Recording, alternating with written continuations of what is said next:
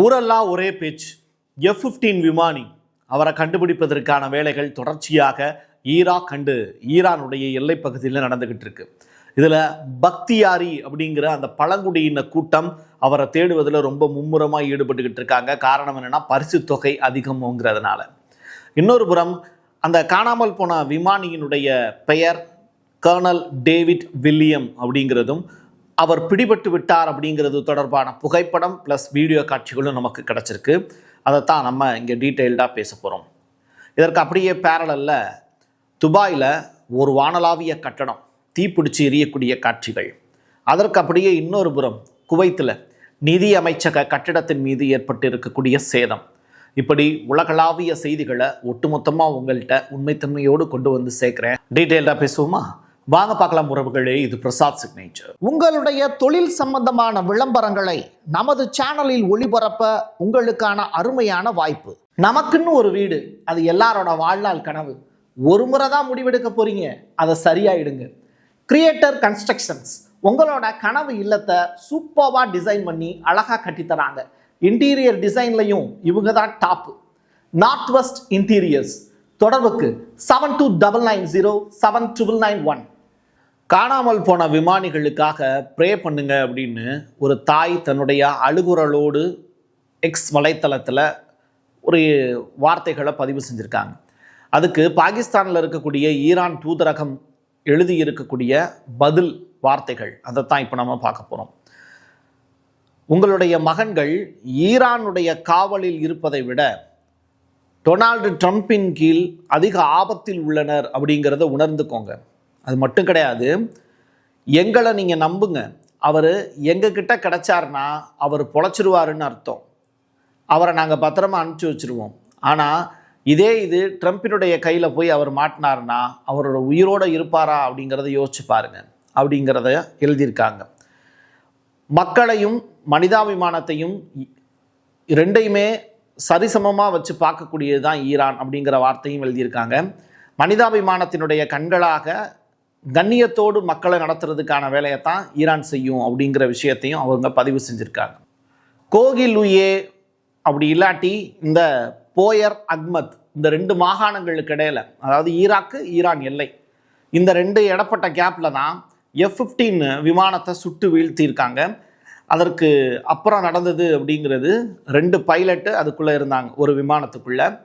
அதில் ஒருத்தர் பார்த்திங்கன்னா எஸ்கேப்பு, அவர் UAEக்கு டைரக்டாக எஸ்கேப் ஆகி போயிட்டார். அதற்கு பிறகு USA-வுக்கு அனுப்பப்பட்டிருக்கார். இன்னொரு புறம் பார்த்திங்கன்னா இந்த காணாமல் போன விமானி, இவரை தேடுறது அப்படிங்கிற வேலையில் இப்போ ஈடுபட்டுக்கிட்டு இருக்காங்க. ஒரு புறம் பக்தியாரி அப்படிங்கிற அந்த பழங்குடியின கூட்டம் இப்போ அவரை தேடிக்கிட்டு இருக்காங்க. குறிப்பாக நம்ம பார்க்கக்கூடிய காட்சிகள் அப்படின்னு பார்க்கும்போது இரவு நேரத்தில் கூட பரிசு தொகை அதிகமாக இருக்கிறதுனால, இந்த விமானியை ஈரான் கிட்ட கண்டுபிடிச்சி கொடுத்தீங்கன்னா பரிசு தொகை உங்களுக்கு அதிகமாக கிடைக்குங்கிறதுனால இந்த பக்தியாரி கூட்டம் எல்லாமே துப்பாக்கி எடுத்துகிட்டு கிளம்பிட்டாங்க அந்த F-15 விமானியை தேடுறதுக்கு. பதிலுக்கு ஈரானும் ஒரு பக்கம் தன்னுடைய IRGC-வினுடைய ஃபோர்ஸ் அனுப்பி தேடுறாங்க. அமெரிக்காவும் அவங்களுடைய ட்ரூப்ஸ் அனுப்பி இந்த ஏரியாக்குள்ளே தேடுறாங்க. இந்த இடம் தான் நீங்கள் தரைப்படைக்கான மோதலாக கூட இருக்கலாம். கொஞ்சம் யோசிச்சு பாருங்கள். அமெரிக்க விமானியை தேடுறதுக்கு அமெரிக்க படைகளும் வர்றாங்க, ஈரானுடைய IRGC படைகளும் வர்றாங்க, பொதுமக்களும் இதில் பங்கெடுத்துக்கிறதுக்கான வாய்ப்பு இப்போ நடந்துக்கிட்டு இருக்கு. 3 பேர் ஒன்றாக சேர்ந்து ஒரு இடத்துல நின்றாங்கன்னா என்ன ஆகும்? அந்த இடத்துல ஒரு பெரிய ஃபைட் கண்டிப்பாக நடக்கும்ல. அதுதான் அடுத்த ஃபியூச்சரில் நடக்க போகுது அப்படின்னு சொல்கிறாங்க. இது தொடர்பான தகவல்கள் எல்லாமே மறைமுகமாகவே இருக்குது. நம்முடைய சப்ஸ்கிரைபர்கள் நிறையா பேர் கேட்டிருந்தாங்க. 2 விமானம் அடிபட்டது ஈரானால். அதில் மொத்தம் 4 பேர் ட்ராவல் பண்ணாங்க. ஒரு விமானத்தில் 2 பேர், இன்னொரு பக்கம் 2 பேர். இதில் 2 பேர் பார்த்திங்கன்னா USA-க்கு சேஃபாக போயிட்டாங்க. இன்னும் 2 பேர் இருக்காங்கல்ல, அதில் ஒருத்தரை தான் தேடக்கூடிய வேலை நடந்துக்கிட்டு இருக்கு. ஒருத்தரை ஈரான் சிறைப்பிடிச்சிட்டாங்க அப்படிங்கிற அந்த தகவல் வெளியாக இருக்குது. இது ஒரு பெரிய டீலு, மறைமுக டீல் தான். இதை அமெரிக்காவும் ஈரானும் சேர்ந்து கூட நடத்துவாங்க. ஸோ இதில் பணைய கைதியாக பிடிச்சி வச்சுருக்கோம் அப்படிங்கிறத ஈரான் சொல்லலாம், சொல்லாமலும் இருக்கலாம். ஆனால் அது தொடர்பான புகைப்படங்களும் வீடியோ காட்சிகளும் நம்மகிட்ட கிடச்சிருக்கு. அவருடைய பேர், பிடிப்பட்ட நபருடைய பேர் கர்னல் டேவிட் வில்லியம் அப்படிங்கிறது தான். அவர் பேசக்கூடிய வார்த்தைகளும் பதிவாக இருக்குது. You give your name and rank, please. Colonel David William Heberly, What's your nationality, David? United States. What's the kind of your plane and which squadron? F-15 from the 4th Tactical Fighter Wing. Where's the base of that squadron? In Al-Kharj And where is that? in central Saudi Arabia. What was your target in Iraq? Scud missiles and associated chemical facilities. And how were you shot down? I don't know. David, how were you injured in the neck, please? I believe it was during the ejection or when I hit the ground. Iran இருக்கக்கூடிய garage Mecca அப்படிங்கிற அந்த B1 பாலம் இருக்குல்ல, அதில் வந்து America குண்டு வீசினாங்கல்ல, அதில் அந்த பாலம் சேதாரம் அடைச்சில்ல, அந்த டயத்தில் மொத்தம் எத்தனை பேர் இறந்து போயிருக்காங்க அப்படிங்கிற லிஸ்ட்டு வெளியாயிருக்கு. மொத்தமாக 13 பேர் உயிரிழந்திருக்காங்க, 95 பேர் வந்து காயமடைஞ்சிருக்காங்க. குவைத் அப்படிங்கிற நாட்டின் மீது தொடர்ச்சியாக ஈரான் நடத்தக்கூடிய தாக்குதல் 2 இடங்களில் நேற்றைய தினம் நடந்திருக்கு. பெட்ரோல் கழக கட்டிடம் அப்படிங்கிறாங்க. இந்த பெட்ரோல் கழக கட்டிடத்தின் மீது ஒரு பெரிய டேமேஜ் ஏற்பட்டிருக்கு அப்படிங்கிற தகவல். இதற்கு அப்படியே பேரலாக ஃபினான்ஸ் மினிஸ்ட்ரி கட்டடம் இருக்குல்ல, அதுலேயும் வந்து டேமேஜ் ஏற்பட்டிருக்கு அப்படிங்கிறாங்க. ஸோ குவைத்தினுடைய 2 மிக முக்கியமான இடங்களில் கடந்த 24 மணி நேரத்தில் ஈரான் நடத்தி இருக்கக்கூடிய தாக்குதல் இப்போ பேசு பொருளாக மாறியிருக்கு. துபாயில் சேதாரங்கள் ஏதும் இல்லை அப்படின்னு துபாயில் இருக்கக்கூடியவங்க போட்டுக்கிட்டே இருக்கீங்க பதிவு. ஆனால் அங்கே நடக்கக்கூடிய நிகழ்வுகள் அப்படி கிடையாது. ஒட்டுமொத்த துபாயிலையும் நீங்கள் உங்களுடைய 2 கண்களால் பார்க்க முடியாது. அந்த வகையில் துபாயில் ஈரானுடைய ஆளில்லாத விமானம் மோதினதில் வானாளாவிய ஒரு கட்டடம் அப்படின்னா என்ன, ரொம்ப பெரிய கட்டடம் ஒன்று சேதாரமாயிருக்கு. இந்த வார்த்தைகள் உங்களுக்கு பதியணுங்கிறதுக்காக தான் இப்படி இழுத்து சொன்னேன். ஸோ நீங்கள் நல்லா கவனித்து பார்த்தீங்க அப்படின்னா அந்த கட்டடத்தை புகைப்படமாகவும் இருக்குது, வீடியோவாகவும் இருக்குது. இதற்கு மேலே என்ன ஆதாரம் கொடுக்கணும்? ஈரானுடைய மிசைலு டெல்லவீவில் பூந்து விளையாண்டுருக்கு. லாஸ்ட் 12 ஹவர்ஸில், அதாவது நம்ம தூங்கிட்டு இப்போ எந்திரிச்சு பார்த்துக்கிட்டு இருக்கக்கூடிய இந்த நேரத்தில் மினிஸ்ட்ரி ஆஃப் டிஃபென்ஸு ஐடிஎஃபினுடைய ஜென்ரல் ஸ்டாஃப் ஒருத்தர் இறந்து போயிருக்காரு. சீனியர் மிலிட்ரி கமாண்டு, அதாவது மிடில் ஆஃப் த சிட்டி அந்த இடத்துல வந்து பார்த்திங்கன்னா ஒரு பெரிய அட்டாக் நடந்திருக்கு அப்படின்னு சொல்கிறாங்க. ஸோ நீங்கள் எந்த இடத்துலேருந்து உத்தரவு பிறப்பிக்கணும்னு நினைக்கிறாங்களோ அதே இடத்துலையே வந்து ஈரான் மோப்பம் பிடிச்சி அடிச்சிருக்காங்க அப்படிங்கிறது தான். சுலைமானி அவர்களுடைய மருமகள், பேத்தி, இவங்க எல்லாமே லாஸ் ஏஞ்சல்ஸில் குடிபுகந்திருக்காங்க அப்படிங்கிற ஒரு விஷயம். அவங்க தான் அங்கே தான் வந்து வாழ்கிறாங்க அப்படிங்கிறது. அப்போ அமெரிக்க ஒரு குடிமகளாக அவங்க வாழ்கிறாங்க. இப்போது அவங்களுக்கான அந்த க்ரீன் கார்டு அப்படிங்கிறத மார்க் ரூபியோ கேன்சல் பண்ணியிருக்காரு அப்படிங்கிற தகவல். தொடர்ச்சியாக அவங்க வந்து சுலைமானி அப்படிங்கிற அந்த பேரை கடைசியாக வச்சுருக்காங்க அப்படிங்கிற ஒற்றை காரணத்துக்காக மட்டுமே அவங்க நாடு கடத்தப்படலாம் அப்படிங்கிற செய்தி வெளியாயிருக்கு. அது மட்டும் கிடையாது, சுலைமானி அவர்களுடைய அந்த மரணம்ங்கிறது 2020 ட்ரம்பினுடைய பீரியடில் நடந்தது. அதற்கு பிறகு அவங்களுடைய குடும்பம் வந்து அமெரிக்காவுக்கு இடம்பெயர்ந்ததாக செய்திகள் வெளியாயிருக்கு. இப்போது ஐஸ் அந்த போலீஸ் அதிக ஆஃபீஸர்ஸ் இருக்காங்கல்ல, அவங்க மருமகளையும் பேத்தியும் அரெஸ்ட் பண்ணி வச்சுருக்காங்க அப்படிங்கிற தகவலும் ரிலீஸ் ஆயிருக்கு. தேசிய இராணுவ பொது மருத்துவமனை அந்த இடத்துக்கு ட்ரம்ப் போய் விசிட் அடிச்சிருக்கார். இது எதுக்காக போயிருக்கார் அப்படின்னா, இந்த இராணுவ வீரர்கள் அடிபட்டிருப்பாங்கள்ல, அவங்களெல்லாம் பார்க்குறதுக்காக போயிருக்கார். இந்த செய்தி எப்படி திரித்து வெளியிடப்படுது அப்படின்னா, 2024 ட்ரம்ப் வந்து ஹாஸ்பிட்டலில் போய் அட்மிட் ஆனார். அந்த டயத்தில் வந்து எடுக்கப்பட்ட விஷுவலை இப்போ மறுபடியும் எடுத்து பரப்பிக்கிட்டு இருக்காங்க. ட்ரம்ப் வந்து உயிரோடு இருக்கிறாரா அப்படிங்கிறது தொடர்பான கேள்விகள்லாம் கேட்குறாங்க.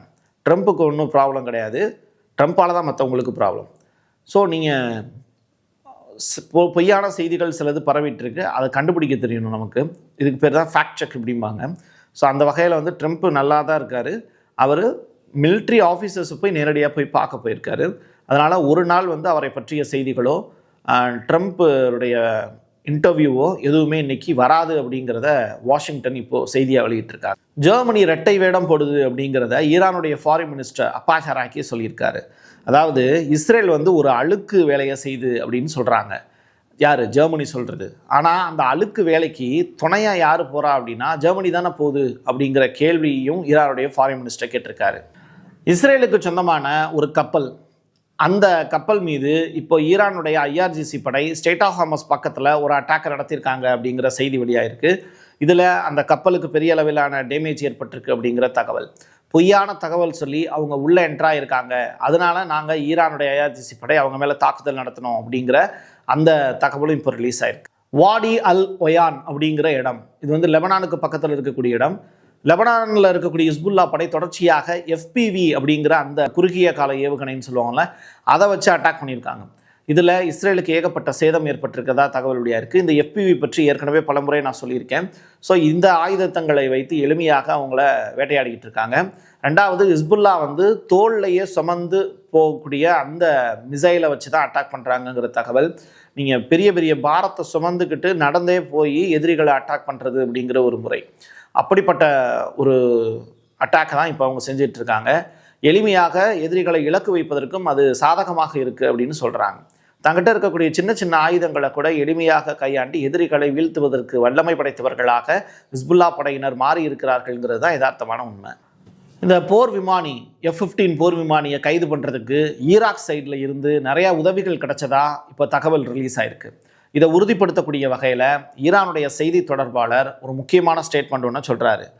ஈராக்கினுடைய கப்பல்கள் எல்லா நேரத்துலையுமே எங்களுடைய ஸ்ட்ரெய்ட் ஆஃப் ஹார்மஸை பயன்படுத்துறதுக்கு நாங்கள் அனுமதி தரோம், நீங்கள் எங்களுடைய நட்பு நாடாக மாறிட்டீங்க அப்படின்னு இப்ராஹிம் சொல்ஃபஹரி அப்படிங்கிற அந்த ஸ்போக் பர்சன் இப்போ செய்தியை பகிர்ந்திருக்காரு. நீங்கள் இதை சேர்த்து வச்சு பார்த்தீங்க அப்படின்னா ஈரானுக்கு இடையில அந்த F-15 விமானி கைது செய்யப்பட்ட நிகழ்வுக்கு இந்த ஈராக் பெரிய அளவில் ஹெல்ப் பண்ணியிருக்குங்கிறத நீங்கள் புரிஞ்சுக்க முடியும். இதன் அடிப்படையில் இந்த பெரிய உதவியை ஈராக்குக்கு ஈரான் செய்கிறாங்க அப்படிங்கிற தகவலும் ரிலீஸ் ஆகிருக்கு. தொடர்ச்சியாக இங்கே அரங்கேறக்கூடிய நிகழ்வுகள் எல்லாமே விசித்திரமாக இருக்குது, வினோதமாக இருக்குது. ரொம்ப ஃபில்டர் பண்ணி தான் சில செய்திகளை கொடுக்க வேண்டியது இருக்குது. சில நேரங்களில் அது இப்போது சவுதி அரேபியாவை பற்றி கூட ஒரு செய்தி வந்திருக்கு. எப்படின்னா, அமெரிக்காவோடு இனிமேல் நாங்கள் வெப்பன்ஸை வாங்க மாட்டோம் அப்படிங்கிற ஸ்டேட்மெண்ட்லாம் கொடுத்துருக்காங்க. இது இன்னும் அவங்க அஃபிஷியலாக அனௌன்ஸ் பண்ணல, பட் டேபிளில் இது தொடர்பான பேச்சுவார்த்தைகள் நடந்துக்கிட்டு இருக்கு. ஸோ இனிமேல் அமெரிக்கா கிட்ட இருந்து நம்ம ஆயுதங்கள் வாங்க வேண்டாம், அவங்களுடைய ஆயுதங்கள் எல்லாமே களத்தில் பெரிய அளவிலான டேமேஜ் ஏற்பட்டுக்கிட்டு இருக்கு அப்படின்னு. அதாவது இப்போ MQ-9 ரீப்பர் இருக்குன்னு வச்சுக்கோங்களேன், அதெல்லாம் ஆர்டர் பண்ணியிருப்பாங்க, அதெல்லாம் கேன்சல் பண்ணுறாங்க. ஏர் டிஃபென்ஸ் சிஸ்டம் எதெல்லாம் அடி வாங்குதோ அதை பூரா கேன்சல் பண்ணுறாங்க. இதெல்லாம் டேபிளில் வச்சு பேசிக்கிட்டு இருக்காங்க. ஸோ இந்த மாதிரியான செய்திகள் எல்லாமே ப்ராசஸிங்கில் இருக்கும் போதும் நமக்கு செய்திகளாக வருது. அதையும் தான் மக்களுக்கு நம்ம கொடுத்துட்ருக்கோம். அதில் அவங்க டிசிஷன் அப்படிங்கிறத அந்த நாட்டினுடைய சவுதி அரேபியாவினுடைய இளவரசர் தான் எடுப்பார். அதில் மாற்றுக்கருத்து எதுவும் இல்லை.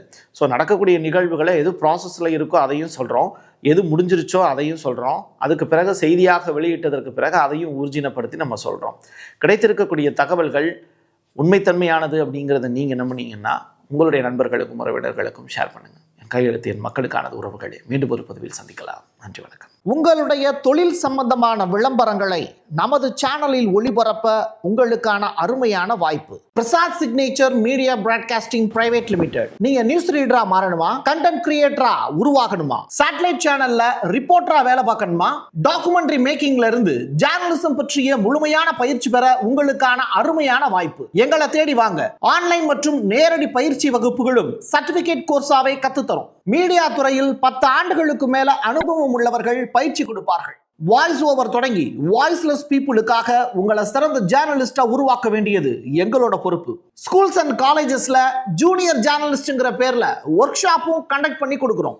மோட்டிவேஷனல் ஸ்பீக்கரா கடந்த 15 ஆண்டுகளா கல்வி நிறுவனங்களுக்கு நிகழ்ச்சிகளும் நடத்தி தரோம். தொடர்புக்கு 9944790333 94493594 prasadsignature@gmail.com. நமக்குன்னு ஒரு வீடு, அது எல்லாரோட வாழ்நாள் கனவு. ஒரு முறை தான் முடிவெடுக்க போறீங்க, அதை சரியாயிடுங்க. கிரியேட்டர் கன்ஸ்ட்ரக்ஷன்ஸ் உங்களோட கனவு இல்லத்தை சூப்பர்வா டிசைன் பண்ணி அழகா கட்டித்தராங்க. இன்டீரியர் டிசைன்லையும் இவங்க தான் டாப். North west interiors. தொடர்புக்கு 7299079991. வரப்போற சட்டமன்ற தேர்தலில் எல்லாருமே ஓட்டு போட போறோம். ஆனா அந்த ஓட்டு யாருக்கு? பிரதான கட்சிகளை தவிர்த்து சுயேட்சையா சில பேர் களமிறங்குவாங்க. அவங்கள மக்களுக்கு அறிமுகப்படுத்த தயாராக இருக்குது பிரசாத் சிக்னேச்சர். நீங்கள் உங்களுடைய தொகுதியில் இருக்கக்கூடிய மக்களுக்கு நல்லது செய்யணும்னு நினச்சி சுயேட்சை வேட்பாளராக களமிறங்கினீங்கன்னா உங்களை உங்களுடைய தொகுதியில் இருக்கக்கூடிய மக்களுக்கு அறிமுகப்படுத்த நாங்களும் தயாராக இருக்கோம். இந்த தேர்தலில் பிரசாத் சிக்னேச்சர் சார்பாக நான் போட்டியிடலை, ஆனால் நீங்கள் போட்டியாளராக களமிறங்குறீங்கன்னா உங்களை அறிமுகப்படுத்துகிறோம். தொடர்புக்கு 9944790333.